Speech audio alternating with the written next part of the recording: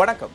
இன்றைய நமது சிறப்பு நேர்காணல்ல அதிமுக மூத்த தலைவர், முன்னாள் அமைச்சர் திரு பொன்னையன் அவர்கள் நம்மோடு இணைந்திருக்கிறார்.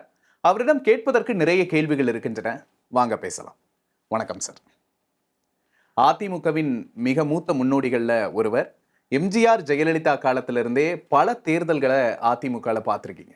இந்த தேர்தல் களம் அதிமுகவுக்கு எப்படி இருக்கு? போட்டிகள் பலமாக உள்ள தேர்தல், பணபலம் உச்சகட்டத்தில் விளையாடிய பூமி தமிழ்நாடு. இந்த தேர்தலிலும் அந்த விளையாட்டு தொடரும் என்று எண்ணுகிறோம். இதுதான் இங்கே இருக்கிற சூழ்நிலை. மக்களை பொறுத்த வரைக்கும் அவர்களுடைய மனநிலை வேறு, அரசியல்வாதிகளினுடைய மனநிலை வேறு. ஆன்டி இன்கம்பன்சி என்று ஆங்கிலத்தில் சொல்வார்கள். ஒரு கட்சி ஆட்சி கட்டிலில் இருக்கிற போது அதற்கு மக்கள் மத்தியிலே தொய்வு ஏற்படும், செல்வாக்கு குறையும், அவர்களுடைய லேப்சஸால், அதாவது குறைபாடுகளால். இது இயற்கை. இப்போது ஆளுகிற கட்சி மீது மக்களுக்கு அதிருப்தி அதிகம். எனவே எங்களுக்கு உள்ள ஒரு நம்பிக்கை, இந்த ஆன்டி இன்கம்பன்சி ஃபேக்டர் ப்ளஸ் விலைவாசி உயர்வு, அளவு கடந்த விலைவாசி உயர்வு, அதற்கு ஏற்ற வருமானம் இல்லாத சூழல் ஆளுங்கட்சி மீது மக்களுக்கு, திமுக வீட்டைச் சேர்ந்த பெண்களுக்கே மக்களுக்கே வெறுப்பை உருவாக்கக்கூடிய அளவிற்கு அது ஒரு வளர்ந்த நிலையிலே இருக்கிறது. பிரதான எதிர்க்கட்சியான எங்களுக்கு சாதகமாக இருக்கிறது. அதை நாங்கள் அறுவடை செய்து கொண்டிருக்கிறோம். இதுதான் தற்போது இருக்கிற களநிலை. திமுக மீது இருக்கிற அந்த அதிருப்தி அதிமுகவுக்கு வாக்குகளா மாறும் அப்படின்னு சொல்றீங்க. அதிமுக மேல மக்கள் வச்சிருக்கிற மதிப்பு என்ன அப்படின்னு நினைக்கிறீங்க? ஏன்னா எடப்பாடி பழனிசாமி தலைமையிலான அதிமுக அப்படிங்கிறது தொடர் தோல்விகளை சந்திச்சுக்கிட்டு இருக்கு அப்படிங்கிற ஒரு விமர்சனம் முன்வைக்கப்படுது. அப்படி இல்லை. ஏழ்மை ஊழலுக்கு வழிவகுக்கிறது. எந்த கட்சியை சேர்ந்தவர்களாக இருந்தாலும் பணத்தை அள்ளி அள்ளி தருகிற போது, பித்தளையில் சத்தியம் வாங்கி கொடுத்தா அது போன்ற பணிகள் நடக்கின்ற போது, ஒரு வீட்டில் 4 ஓட்டு இருந்தால் 2 ஓட்டை பணம் கொடுக்குறவர்களும் போட்டு விடுகிறார்கள். பணபலம் அதிகமாக உள்ள கட்சியாக ஆளுங்கட்சி இருக்கிற காரணத்தால் அது எங்களுக்கு ஒரு டஃபஸ்ட்டு ஃபைட்டாக இருக்கிறது. அதை நாங்கள் வீடு வீடாக விளக்கி சொல்லுகிறோம். திண்ணை பிரச்சாரத்தை நாங்கள் மிகவும் நம்புகிறோம். பூத்து கமிட்டி வீடு வீடாக சென்று மக்களுக்கு விளக்குவதை நாங்கள் பெரிதும் நம்புகிறோம். ஒரு புரிதலுக்காக கேட்குறேன். பணபலம் அப்படின்னு நீங்க சொல்றது திமுக தேர்தலுக்கு பணம் கொடுக்குது அப்படின்னு சொல்றீங்களா, இல்லை அரசு கொடுக்குற உதவித்தொகைகளை சொல்றீங்களா? அரசு கொடுக்கிற உதவித்தொகைகள் பிற்காலத்தில் வந்தது. தேர்தலுக்கு பணம் கொடுப்பது, லோக்கலில் எல்லா செலவுக்குமே பணத்தை கொடுப்பது, தங்குதடையின்றி தாராளமாக பணத்தை அள்ளி அள்ளி இறைப்பது, அவர்களுக்கு நிகர் அவர்களாகவே இருக்கிறார்கள். இப்போ அதிமுகவோட மிக முக்கியமான ஒரு முகமாக இருந்த முதலமைச்சராக இருந்த முன்னாள் முதலமைச்சர் ஓ பன்னீர்செல்வம் திமுகவில் இணைஞ்சிருக்கிறது அப்படிங்கிறது ஒரு பெரிய டேர்னிங் பாயிண்டா பார்க்கப்படுது. அதிமுகவுக்கு இது ஒரு பெரிய பின்னடைவு. ஏன்னா அவர் சார்ந்த சமூகத்தின் வாக்குகள் அதிமுகவுக்கு ஒரு பெரிய இழப்பு அப்படின்னு சொல்லப்படுது. எப்படி பார்க்குறீங்க? இல்லை, அதிமுகவுக்கு பெரிய வெற்றி, மகத்தான வெற்றி. இதுதான் உண்மை நிலை. எப்படி சொல்றீங்க? காரணம், ஓபிஎஸ்க்கு அரசியல் என்று கற்றுக் கொடுத்ததே தினகரனும் சசிகலா அம்மாவும் தான். சரி, அவங்களோட கூட இருந்தவர். ஆனால் ஓபிஎஸ் குடும்பம் ஒரு ஆழ்ந்த திமுக பற்றுள்ள குடும்பம். ஓபிஎஸ்ஸை ஆட்டி படைத்தது, இயக்கியது, செயலாற்ற வைத்தது, சிந்திக்க வைத்ததெல்லாம் போக போக தான் எங்களுக்கே தெரிய வந்தது அவர் தந்தை தான் என்று. சட்டசபையிலே திரு கருணாநிதி அவர்களுடைய படம் வைக்கப்பட்டது. அந்த நிகழ்ச்சியிலே ஓபிஎஸ் சொல்லுகிறார், எங்களுக்கு திரு கருணாநிதி கலைஞர் கடவுளை போன்றவர். எங்கள் வீட்டிலே எந்த வேலையை நாங்கள் செய்தாலும் கலைஞர் ஃபோட்டோவை வைத்து சூடம் காட்டி பத்திரிகை குச்சி சுற்றி அவரை வணங்கிவிட்டு தான் நாங்கள் மற்ற வேலைகளையே செய்வோம். அந்த அளவுக்கு நாங்கள் கலைஞர் மீது பற்றுள்ள குடும்பம். ஆமா, அவர் தந்தை ரொம்ப பற்றுள்ளவர் அப்படின்னு பேசியிருக்கிறார். தந்தை இல்லை, அந்த தந்தை அந்த நிகழ்ச்சியை சாமி கும்பிடுற நேரம் நாங்கள்லாம் கூட இருந்து, அப்பா சாமி இப்படி கும்பிட்ட பிறகு தான் நாங்களே மற்ற வேலைக்கு போவோம் குடும்பத்தில் அனைவருமே என்று சொல்லியிருக்கிறார். இதை அஃபிஷியலாக ரெக்கார்டு பண்ணியிருக்காரு அசெம்பிளியில். அவருக்கு உள்ளத்திலே பற்று எம்ஜிஆர் மீது இல்லை, உள்ளத்திலே பற்று ரெட்டைலை மீது இல்லை, உள்ளத்திலே பற்று அதிமுக மீது இல்லை. அவர் உள்ளத்திலே கலைஞர் பற்றாளர், கலைஞர் குடும்பத்தையே பூஜிக்கக்கூடிய அளவிற்கு அந்த மனநிலையில் அவர் இருந்த காரணத்தால் சாதாரண ஒரு தொண்டனாக தினகரனிடமும் சசியம்மாவிடமும் இருந்த ஓபிஎஸ் அவர்களாலே கண்டுபிடிக்க முடியாத அளவுக்கு படிப்படியாக பதவிகளை அவர் பெற்றார். ஆனா நீங்க சொல்ற மாதிரி அப்படி பார்த்தோம்னா ஜெயலலிதாவே ஓபிஎஸ் வந்து ஒரு உண்மையான விசுவாசி, முதலமைச்சர் பதவியை கொடுத்தா திருப்பி கொடுக்கக்கூடிய ஒரு விசுவாசி. அப்படி நம்ப வைத்தது அன்றைய நிலையிலே ஜெயலலிதா அம்மாவுக்கும் சசியம்மாவுக்கும் இருந்த நல்லுறவு. சசியம்மா என்ன சொன்னாலும் அது உண்மைதான் என்று நம்பக்கூடிய அளவிற்கு ஒரு குழந்தையை போல உள்ளம் படைத்தவர் திருமதி ஜெயலலிதா அம்மா அவர்கள். இதுதான் உண்மை வரலாறு. ஓபிஎஸோட திமுக இணைவால அதிமுகவுக்கு ஒரு பெரிய பின்னடைவு அப்படின்னு சொல்றாங்க. ஓபிஎஸ் சமூகம் சார்ந்த வாக்குகள் அதிமுகவுக்கு ஒரு பெரிய இழப்பா அமையும் அப்படின்னு சொல்றாங்க. இல்லை, என்ன என்று கேட்டால் ஓபிஎஸ்ஐ கட்சியிலிருந்து நீக்கியது எடப்பாடி பழனிசாமி அல்ல. அது அம்மாவால் பலமுறை பொறுப்புகளை பெற்றவர், பொறுத்திருந்து பார்ப்போம் என்று தான் சொன்னார். ஆனால் எப்போ கருணாநிதி படத்தை பூஜை பண்ணிட்டு தான் நாங்கள் மற்ற வேலையவே வீட்டில் செய்வோம் என்று சொன்னாரோ அப்போ இருந்தே தொண்டர்கள் மத்தியத்தில் பிரச்சனை வந்தது. தீய சக்தி என்று சொல்லி எம்ஜிஆரால் அதிமுக துவக்கப்பட்ட நிலையில் அவரை போய் புகழ்வது, அளவு கடந்து பாராட்டுவது என்ற நிலை ஒரு உள்ளத்தின் அடித்தளத்திலிருந்து வந்த அந்த கலைஞர் பற்று தொண்டர்களை கோபப்பட வைத்தது. அதன் விளைவாக தொண்டர்கள் அங்கங்கே ஒவ்வொரு ஊரிலும், ஒன்றியத்திலும், நகரத்திலும் தீர்மானம் போட்டுத்தான் 96% தொண்டர்கள் எடப்பாடி ஓபிஎஸ்ஐ கட்சியிலிருந்து நீக்கினார்கள். இதுதான் உண்மை நிலை.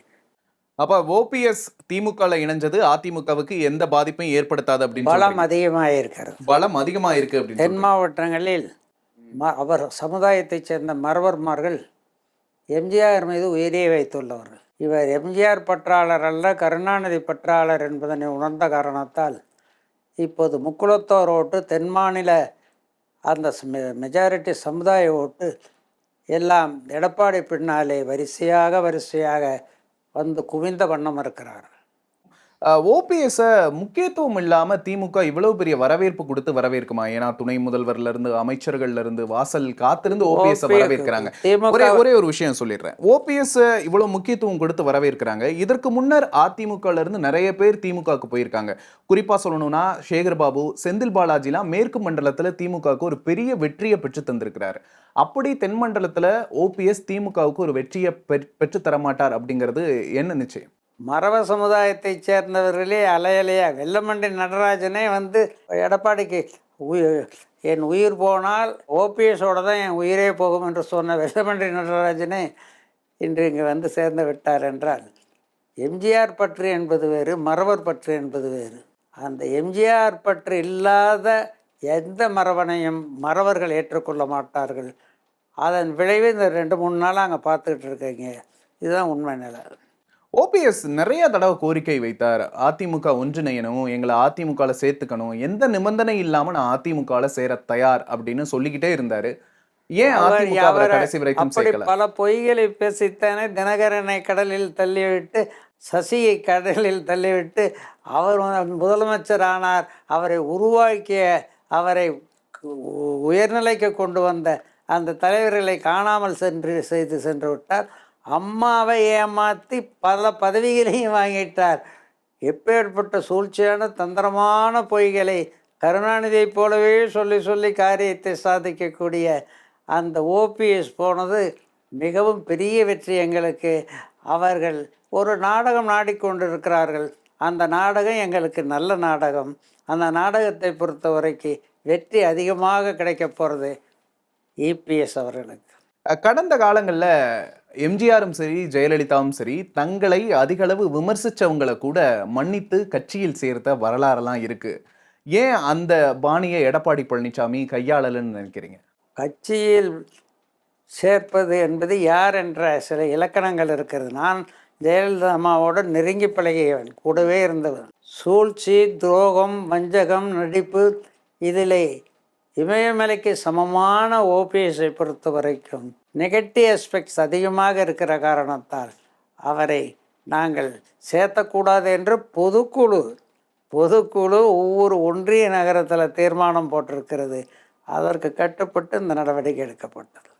இந்த நேரத்துல அதிமுகவோட கூட்டணி அப்படிங்கிறது எப்படி இருக்கு? கூட்டணி அமைக்கிறதுல அதிமுக கோட்டை விட்டுருச்சா அப்படிங்கிற கேள்வி எழுது. ஏன்னா தேமுதிக நீண்ட காலமாக அதிமுகவோட கூட்டணியில இருந்த தேமுதிக இப்போ வெளியே போயிட்டாங்க அப்படிங்கிற ஒரு ஃபேக்டரை சொல்றாங்க. எப்படி பாக்குறீங்க?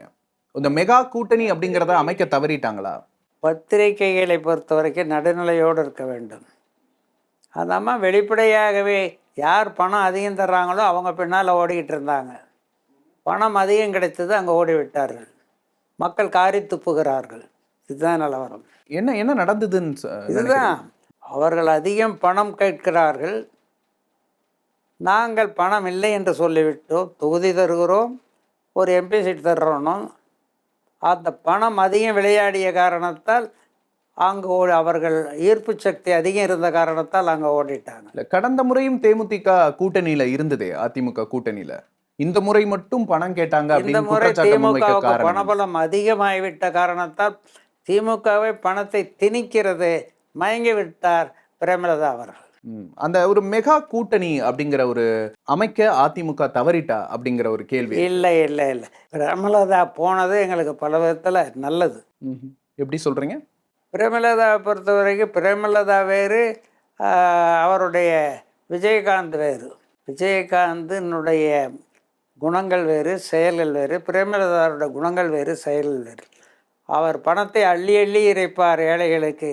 இந்த அம்மாவுக்கு பிடுங்கி பாக்கெட்டில் போட்டுக்குவாங்க பிரேமலதா பணத்தை. இவர்கள் பணவெறி பிடித்தவர்கள்.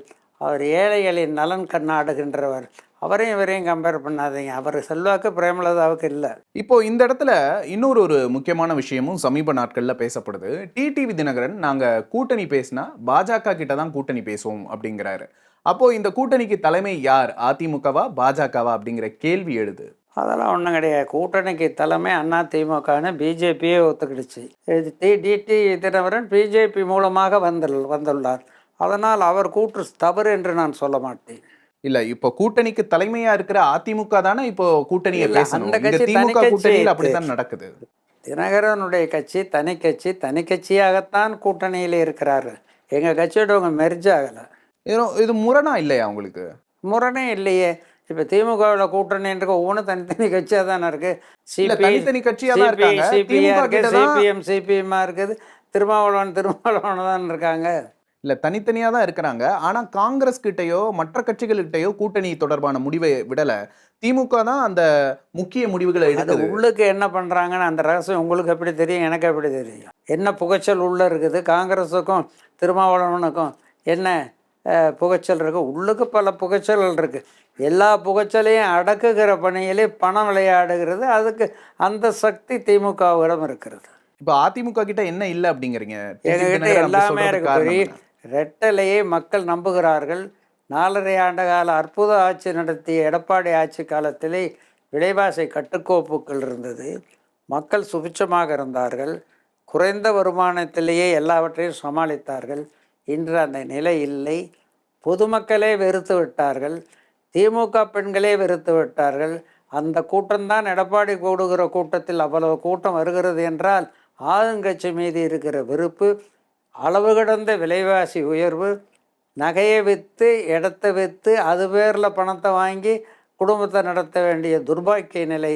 இதனால் பொதுமக்கள் வெறுத்து விட்டார்கள். Anti incumbency factor because of corrupt practice has gone to the peak என்ற நிலையிலே எங்களுக்கு செல்வாக்கு இருக்கிறது. வெற்றி வாய்ப்பு அதிகமாக இருக்கிறது. ஓபிஎஸ் இன்னொரு ஒரு குற்றச்சாட்டையும் முன்வைக்கிறார். எடப்பாடி பழனிசாமி ரொம்ப சர்வாதிகாரியா நடந்துக்கிறார் அப்படிங்கிற ஒரு குற்றச்சாட்டை முன்வைக்கிறார். இதை எப்படி அவரை விட ஒரு ஜனநாயகவாதி அரசியல்லையே கிடையாது. உண்மையான நிலை. யார் வேண்டுமென்றாலும் எந்த கருத்தை வேணாலும் ஃப்ரீயாக பேசலாம். எல்லா தொண்டர்களையும் நேரடியாக வரவழைப்பார். நேரடியாக தனியாக வந்து 5 நிமிஷம் 10 நிமிஷம் கருத்தை சொல்லுவார். எழுதியும் கொடுக்க சொல்லுவார். The best democratic approach is following. எல்லா தொண்டர்களும் பாராட்டுறான். தொண்டன் பூரா அலையலையாக எடப்பாடி பின்னால் வர்றான்னா he is the excellent democratic personality in the politics of Tamil Nadu. சமீபத்தில் சசிகலா ஒரு புதிய கட்சியை ஆரம்பிச்சிருக்கிறாங்க. கொடியையும் அறிமுகப்படுத்தி வச்சிருக்கிறாங்க. நீங்க நீண்ட காலமா அதிமுகவில் பயணிச்சவர். சசிகலா கூடயும் நிறைய உங்களுக்கு பேச்சுவார்த்தைகள் நடந்திருக்கும். சசிகலா கட்சி ஆரம்பிச்சதை எப்படி பாக்குறீங்க? அதை ஒன்றும் பார்க்குறதுக்கே இல்லை. அவங்க ஆரம்பிச்சிருக்காங்க, போக போக பார்ப்போம். எதிரிகளையும் துரோகிகளையும் வீழ்த்துவோம் அப்படின்னு சொல்லி ஒரு சூளுரையோடு ஆரம்பிச்சிருக்காங்க. அவரே எல்லா காலத்துலேயும் அதை சொல்லிக்கிட்டே தான் இருக்கார். அந்த அம்மா சொல்லிகிட்டு தான் இருக்காங்க. இதனுடைய வளர்ச்சி, இதனுடைய செயல்பாடு போக போக பார்ப்போம். போக போக பார்க்கலாம் அப்படின்றீங்க. இன்னொரு ஒரு முக்கியமான குற்றச்சாட்டையும் ஒரு பரபரப்பான குற்றச்சாட்டையே சசிகலா முன் வச்சாங்க அப்படின்னு சொல்லலாம். அவங்க பெங்களூரில் சிறையில் இருந்த காலத்தில் அவங்கள வந்து தமிழக சிறைக்கு மாறச் சொல்லி தமிழக அமைச்சர்கள் வற்புறுத்தியதாகவும் அதை அவர் மறுத்ததாகவும் சொல்லியிருக்கிறார். தமிழக சிறைக்கு வந்திருந்தா என்னோட உயிருக்கே கூட ஆபத்து ஏற்பட்டிருக்கும். இங்கே எடப்பாடி பழனிசாமி ஆட்சியில் இருந்தார், என்னோட உயிருக்கே ஆபத்து ஏற்பட்டிருக்கும் அப்படிங்கிற ஒரு குற்றச்சாட்டை முன் வச்சாங்க. எப்படி பார்க்குறீங்க? அது குற்றச்சாட்டு தான், உண்மை அல்ல. இல்லை, எந்த பின்னணியில் அவங்க அந்த குற்றச்சாட்டை முன் வச்சிருப்பாங்க? அது அவங்கள கேளுங்க. அந்த ஆதாரத்தை கொடுக்க சொல்லுங்க. எடப்பாடி பழனிசாமியை பொறுத்த வரைக்கும் எந்த முடிவாக இருந்தாலும் கமிட்டி முடிவு இல்லாமல் தனிமட்ட முடிவு இதுவரைக்கும் எனக்கு தெரிய எடுத்ததே இல்லை. சின்ன மேட்டராக இருந்தால் கூட அந்த 8-10 பேர் கமிட்டியை கூப்பிட்டு கலந்து தான் செய்கிறாரு. அவங்க சிறையில் இருந்தப்போ நிறைய குடைச்சல் தமிழ்நாடு சைட்ல இருந்து, அமைச்சர்கள் சைட்ல இருந்து, எடப்பாடி பழனிசாமி சைட்ல இருந்து கொடுக்கப்பட்டது அப்படிங்கிறாங்க. அதெல்லாம் இல்லை. அவங்க சிறை அதிகாரிகளெல்லாம் கையில் போட்டுக்கிட்டு சிறையில் இருந்தது கொஞ்ச நாள், வெளியில் இருந்து அதிகமான நாள்னு அவங்க ஊர்வலம் வந்து உலா வந்துக்கிட்டு இருந்தது நாட்டுக்கே தெரியும், எல்லா பத்திரிகைகளுக்கும் தெரியும். இப்போ திமுகவோட கூட்டணி அப்படிங்கிறது மேலும் மேலும் வலுவடைஞ்சுக்கிட்டே போறதை நம்மளால பார்க்க முடியுது. நிறைய கட்சிகள் இணையும். சிபிஎம் என்னங்க, அதை எப்படி அதிமுக எதிர்கொள்ள போகுது? மக்கள் அதை ஏற்கவில்லையே. அந்த தலைவர்களுக்கு பலன் கிடைக்கிறது இல்லை. அதான் சிபிஎம்ஏ அவங்களோட இருக்காங்களா பார்த்துக்கவே. ஏன், எதை வச்சு சொல்றீங்க? Totally different ideologies, policies between CPM and the DMK. Yet they are silent together. ரொம்ப நாளா அந்த கூட்டணியை தொடர்ந்து அதே மாதிரி கொண்டு போய்கிட்டு இருக்காரு ஸ்டாலின். என்னங்க, ஸ்டாலின் அப்பா காலத்திலிருந்து அவங்க கடைப்பிடிக்கிற politics, diplomatic politics, logistic politics and money dominated politics.